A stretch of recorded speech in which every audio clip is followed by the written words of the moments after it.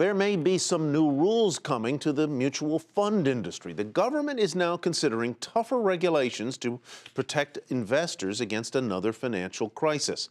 Our next guest says it could be a big mistake. He's Brian Reed, chief economist at the Investment Company Institute, the mutual fund industry's chief trade group. We have a statement from the Treasury Council that put out this study regarding those rules, and I want to read it now, Brian. The council is in the early stages of analyzing the asset management industry and its various activities.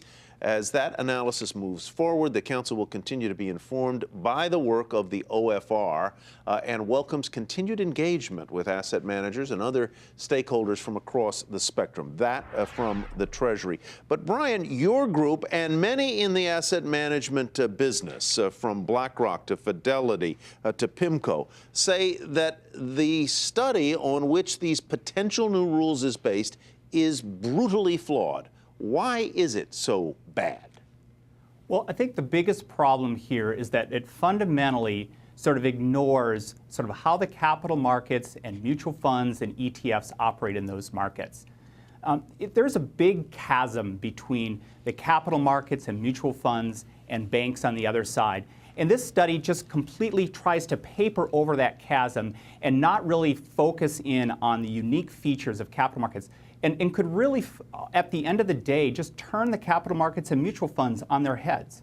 Well, you know, Brian, investors have been happy that in the aftermath of the financial crisis that there were new safeguards put in for banking, new regulations, the same for insurance companies. And here you've got the mutual fund industry. It's a $53 trillion industry with a lot of players.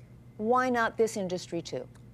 Well, I think, you know, the statistic that you cite there is one that comes from the report, and I think that's a key example of how the report sort of fundamentally misunderstands the asset management industry. And I'll give you another example, and that is we went through, as you allude to, the worst financial crisis in 2007, 8, and 9, probably the worst since the Great Depression. And in that report, there's nary a discussion of how funds and fund investors operated in those markets and how they behaved. You know, we saw outflows to be very minimal. They accounted for, even in October of 2008, the worst month, outflows from stock funds about equaling 0.4% of the overall market capitalization. But there's no discussion of that in the report. And so they make these very broad, sweeping generalizations and don't use the opportunity to look at a natural experiment that occurred and say, okay, what can we learn? I think if they had done that, there wouldn't be this sort of consternation that you're observing. Yeah, but I guess my counter to that, Brian, and I mean it with all respect, is that there aren't runs on funds until there are, and so the mere fact that investors didn't panic in 2008 doesn't mean that at some point they mightn't panic. That's number one. Number two, back to Susie's point, insurers, even GE Capital, companies like Prudential have been designated as systemically important. You're not saying that funds aren't important or big, are you? You're saying that there is something in the structure of the way funds operate that inoculates them from the same kinds of risks that these other big financial players have? What is key here is that very point, Tyler. I mean, when I invest in a mutual fund, be it a stock fund or a bond fund, I know that I could potentially experience losses just as if when I invest in bonds or stocks themselves, but I also have the upside potential. And what an asset manager does is manages that portfolio, but that asset manager doesn't say, I'm going to protect you, nor should the government say, I'm going to protect you.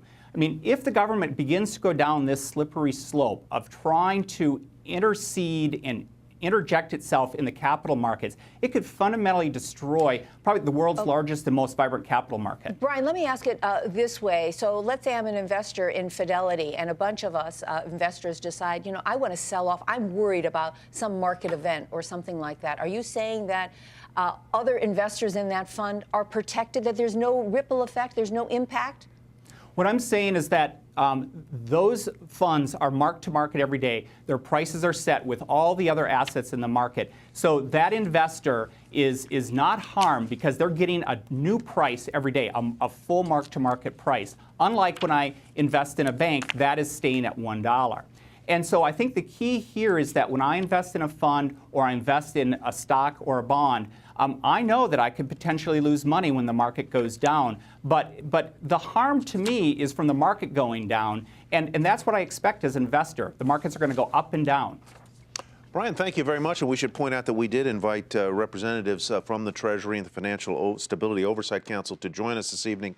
They sent us a statement, and maybe they will join us at another time. Brian Reed, Chief Economist at the Investment Company Institute. Thank you.